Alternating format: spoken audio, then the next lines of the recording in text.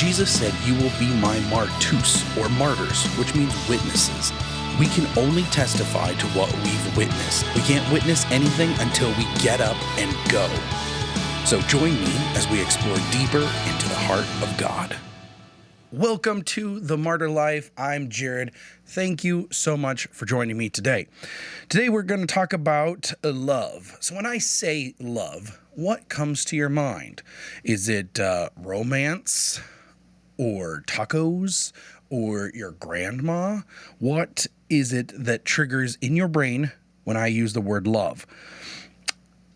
Part of our problem, I think, today is that we equate love with just romance, and that is a part of love. It is a sliver of what love is, but it is not comprehensively love. One of the things that we're going to talk about a lot ongoing throughout all of this is how we get really kind of specific on a section of something that is huge. It's complex, it's big. And yet we kind of sum it up with only a part of what it is. It's like saying that a car is just the engine. But if you have just an engine, you don't have a full car. That is an essential part of it, but it isn't all of it. It still needs wheels and axles and things that I don't know about because I'm not super into cars. So I don't know why I used a car analogy, but we all are very familiar with cars. And so that's why we went there. You can't take one little piece of something and claim it to be the whole of it. We have to see it from bigger perspectives and different sides, and then we start to get the completeness of it. You know, humans are incredibly complex. We are not simple little creatures. We have an incredible depth of the way we do things, and we're complex, we're messy. And for us to think a concept so big as love can only fit in the box of a romance is very narrow-minded and very shallow. So today I want to go through how the depth of love and why it's so important, because this is a fundamental of the martyr life, of Christianity, of, I think, humanity. That love is a fundamental part of who we are and how God made us to be. And we need love, and we need to be able to give love. And I think that that's a huge aspect of being a human. And I think it's important that we get this right. So let's look at it a little bit further. When people talk about being in love, typically, again, let's remember that we're talking about a bell curve here, right? There's always going to be fringe cases, stuff on the edges that doesn't totally work, but in the bell curve of the majority of cases, when people say they're in love, what they actually mean is that they have attraction to somebody, that they get butterflies when that person is around, or they're very interested in that person. And let's be completely clear here. I am not saying that that is a bad thing. I'm not against that. I experienced the same thing. My wife and I go way back, and I absolutely love that part. That is the dessert side of romance, where they're getting butterflies. It's super exciting. Like, endorphins are just flooding your brain all the time. It's fantastic. But that is a very small sliver of a very shallow chunk of the depth that is love. There's attraction, and that draws two people together, but at some point, attraction stops being enough. And to sum all of love up in being attracted to somebody and being interested in someone and being drawn to somebody is a huge disservice to love, because it's so much more than that. Let's talk about different levels of love. There's things like attraction, it's like good chemistry, like you jive with somebody pretty well. Then there's like the next step of kind of like infatuation, where you're kind of like really interested to somebody. And then you can get into that like sort of like and then and there's, probably several levels with more additional likes added on into the description of like, because that's how we make sure that a word is true, is we repeat it a couple of times. And then all the way down through here, and now we get to love, like deep love. In the Bible, there's a lot of words for love. There's several that mean sort of a family love, like you love your brother or you love your parents, like you love. There's agape love, which is so much deeper, and it's unconditional, and it's given in a way that is sacrificial.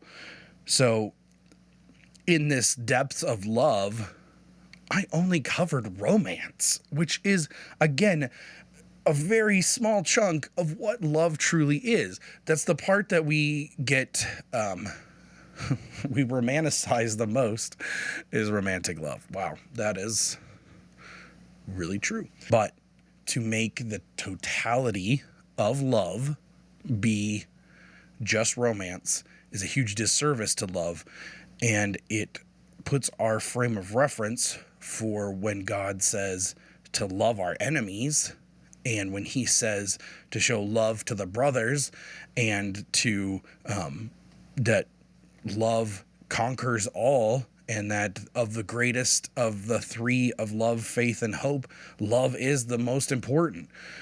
I've done a lot of work with a retirement community, and I've seen a lot of couples in late stages of life, been married for 50 years, 60 years, and watching so many of them interact has been really interesting, because at some point they were young and hot, and they just were like super attracted to each other, and that was like the best thing in the world. And now, let's be honest, they aren't that attractive anymore. Gravity has had its effect. Age has had its effect. The oxidization of their bodies has taken a toll.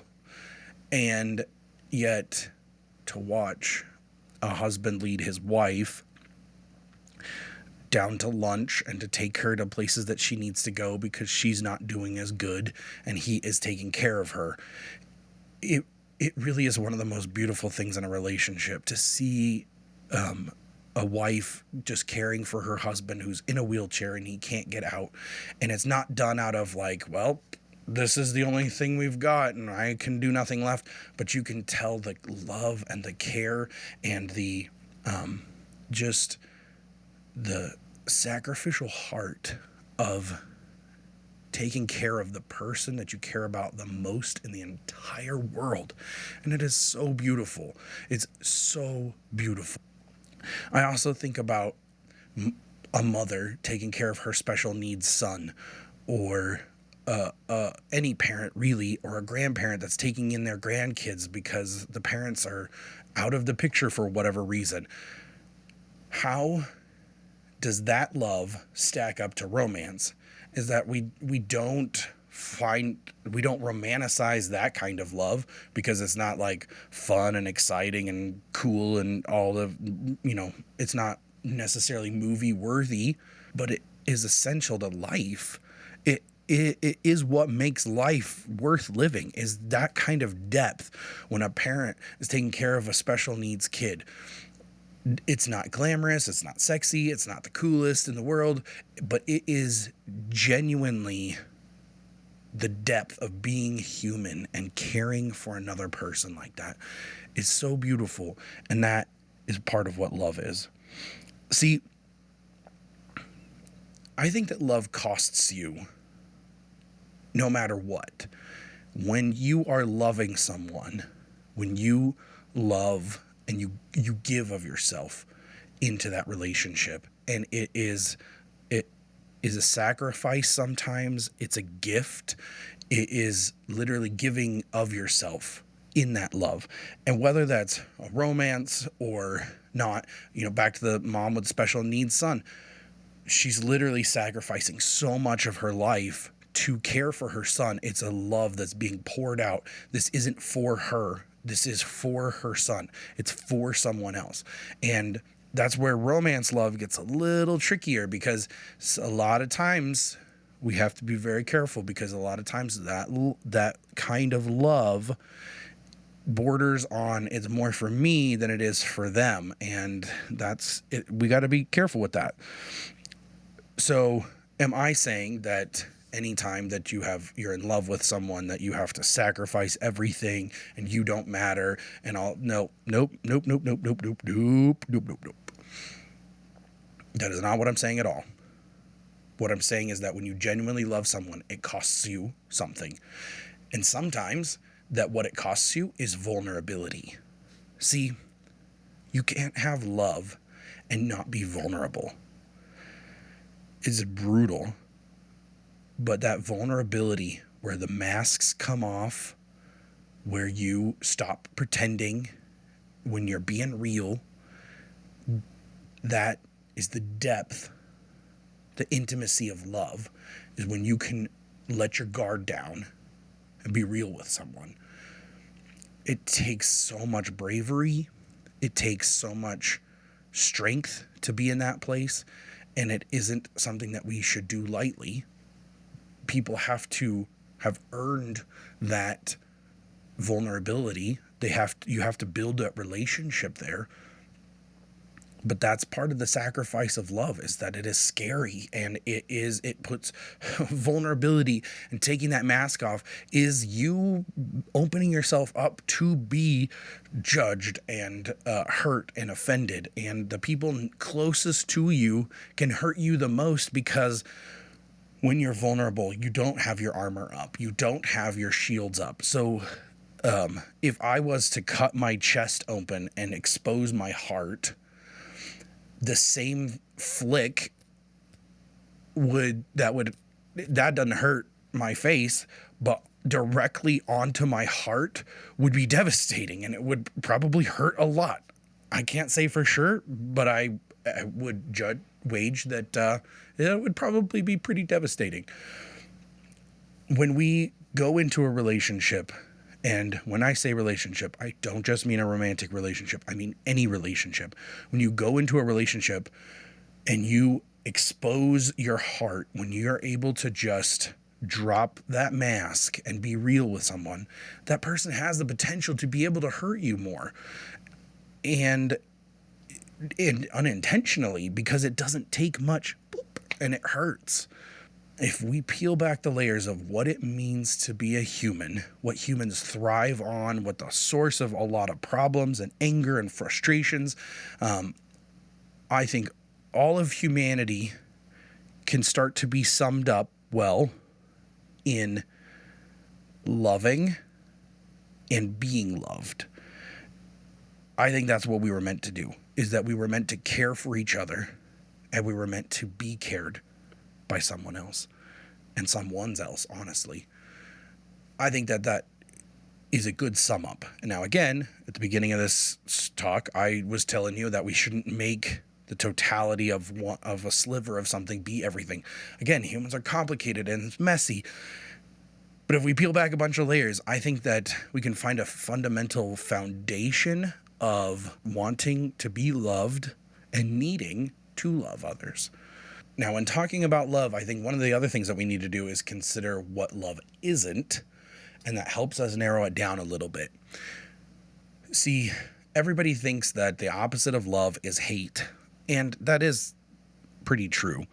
But there's another opposite of love. It's sort of like an anti-love, and this is going to really mess with a lot of people, and you're going to be upset about this, so just brace yourselves. The opposite of love is lust. Now, lust is me wanting something for myself. And you can kind of think about this sort of like outflow arrows with love. The love is given, the love is flowing out.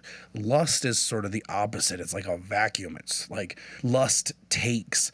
Lust thinks only of itself in this process, is that I want you, but not for your benefit. I want you for my benefit. It's about me, and it's that inward flow back to myself than it is that outward flow to others. What was it that you thought about when I said, what is love? What was the first thing that came to mind? Now, I want you to hold that in your mind, and I want you to ask yourself, is this because of them? Am I thinking about love with this person because I'm giving or because I'm getting?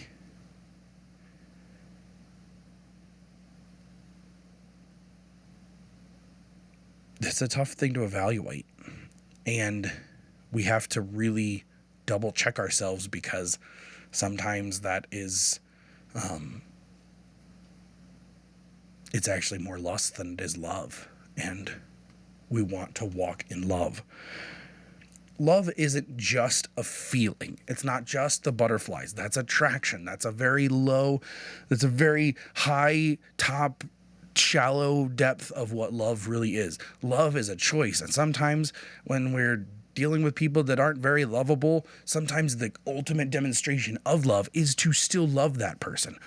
Like I mentioned earlier, and we'll probably do an entire episode on this, God said to love our enemies, to literally care for them, to show kindness to people, to pray for people who are spitefully using us. That's love. It's giving out. It's a sacrifice to not just be selfish, but to let God's love fill me to be able to give out. Love is oftentimes a place to belong. It's that community. It's knowing that you are cared for. It's knowing that you're seen. That is love. And making sure that you are making that space available for other people to know that they're loved, to know that they're cared for, that they're seen. This is how we walk out a world where we care for others, is that we understand, well, it feels really great when I'm seen. It feels really great when I'm loved and I'm cared for and I have that community. So how are you making that space available for others in your life? How are you giving them space to be able to feel that love and acceptance and know that they're seen? Love is a marathon. It lasts for a long time. It goes for a long time. It sticks through everything for as long as it can and as long as is healthy for it to. Love cares about others. It pours out. What's interesting to me is that compassion is sort of like a sprint. Is that I'm moved right now with love for someone or something or a group of people, and something needs to be done about it. And so it's a sprint, like something has to happen right now. Whereas love is sort of this like slow and steady, always there, striving, driving, being there and pursuing, and unrelenting and unconditional. That's how I see love, and I think that is what would help us all. I know it's important to me to know that I'm loved and cared for, and that's super important. Love endures, love cares, love sees. Love doesn't walk away. With that said, I do need to make sure that we hit on boundaries real quick, because boundaries are important. If you're being abused, if you are not safe, you can love from a distance, and it is important to have boundaries when you're not safe. I am not saying that you should always just give all of yourself and never care for yourself and never be worried about any of that and never like take care of anything else. Like, you need to take care of you. That is very important. We give with our love, but we also don't give to the point where we have exhausted. And at some point, we'll get to another episode where we talk about that self-care. It is extremely important to know your limits and to know what you're able and not able to do. So when it comes to love, you do need to be aware of boundaries. Being seen and creating that space for others to be seen is absolutely huge. That is community. There's a lot of studies on how trauma and the pressures and stress of life goes down when we have a community, when we have people that we know we can call on. And if you're not feeling that, if you don't think that you have that community, you need to start cultivating that community and opening up the space for other people to be vulnerable, because it's scary. It's scary. There's chance of rejection, and that nobody wants to go through that, and it hurts, and it leaves you open to being really hurt and really judged. It's difficult. I'm not saying this is easy, but it is essential, and it's how we get through life, is that we have that community and we cultivate that community. Open up the possibilities and evaluate what love could be in your life and where it needs to go. I'm not the end all be all for information. What do you think that love should be? How do you sum it up? And how do you describe it in a comprehensive way that isn't just one part of it? How can you do that? I want you to think about that, and I would love to hear what you're thinking about how it works and what you think it is. One of the foundational pieces of the Martyr Life is love, and we are going to harp on that. We're going to go through that over and over and over again, because love is so important. It's foundationally part of what it means to be human. Let's keep talking about love, okay? Thank you so much for spending this time with me. It's great hanging out with you. I absolutely love it, and I appreciate you hanging around. So don't forget, you are not alone, and welcome to the Martyr Life. This podcast has been produced, written, edited, and hosted by me, Jared Eddy. Thank you so much for listening.